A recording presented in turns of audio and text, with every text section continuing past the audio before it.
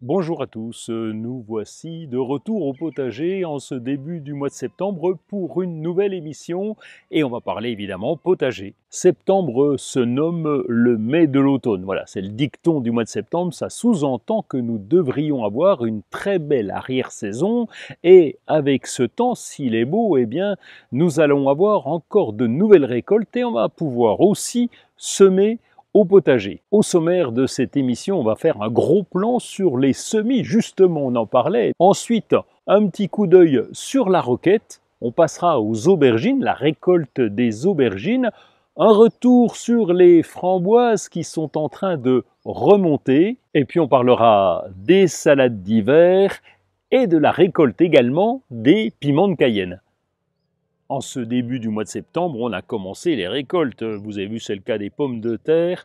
Les concombres sont un peu moins jolis, on va donc les retirer. Ça veut dire que ça nous laisse de la place et cette place, eh bien, on va l'utiliser au maximum. On va aérer le sol, on va le niveler et on va pouvoir semer. On va commencer par le plus facile, ce sont les radis. Facile parce que le cycle de culture est très court, en un mois pratiquement, depuis le semis jusqu'à la récolte, eh bien, on peut les manger. Et ces radis, eh bien, ils peuvent se cultiver en pleine terre, bien entendu, mais aussi dans un carré potager, en pot, en balconnière. Donc c'est vraiment facile à faire avec les enfants. Dans ces radis, il y a des variétés qui sont intéressantes comme Meat Green et Meat Red. Ce sont les radis asiatiques. Alors ils sont un peu plus gros que les autres, ils se tranchent lorsqu'on les récolte évidemment, mais pour l'instant l'idée c'est de les semer, ils vont rester là tout l'hiver et on pourra les récolter à partir de fin d'hiver, début de printemps. Surtout ne pas oublier le radis noir qui lui aussi se sème en ce moment, c'est un radis qui est beaucoup plus gros, avec une saveur un peu piquante et on le mange râpé en salade, enfin comme vous voulez. Autre grand classique de l'automne que vous allez trouver en barquette ou en petits godets dans les jardineries chez les producteurs, c'est évidemment la mâche. Alors, elle supporte le soleil, mais elle va nettement préférer la mi-ombre. Elle va se développer progressivement. Vous pourrez la couper au fur et à mesure de vos besoins. On ne va pas oublier les poireaux, c'est le légume d'hiver par excellence. Alors, bien sûr, on va pouvoir le semer. On peut aussi en trouver encore dans les magasins en plan, en jeune plant, avec juste les racines qui sont à l'air libre. On va donc les planter en ce moment pour une récolte en fin d'hiver. Vous verrez, ça sera parfait. Une plante potagère à découvrir, c'est la roquette. Il existe deux types de roquettes.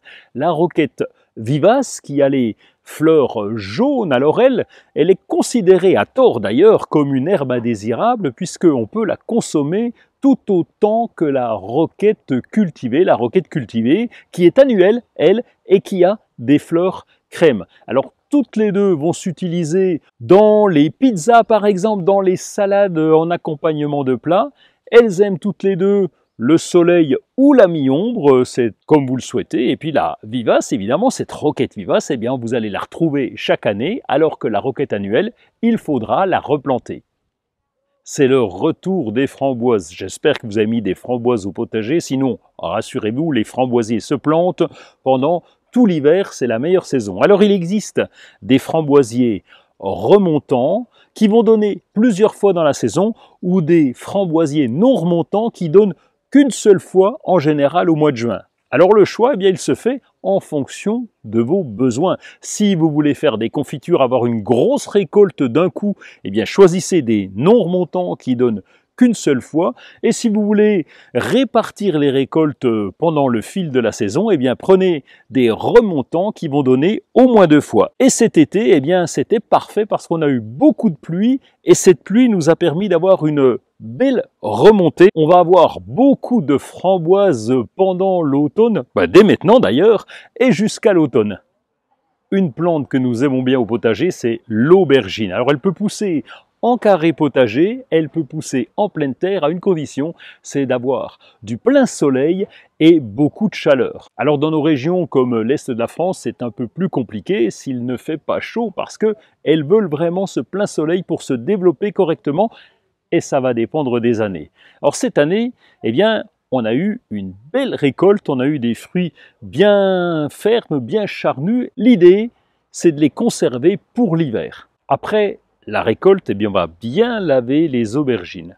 On va ensuite les couper toutes en morceaux, en tronçons d'1 centimètre à peu près. On va enlever les endroits qui pourraient éventuellement être attaqués par les parasites et on va prendre ces tranches pour les emmener vers le barbecue.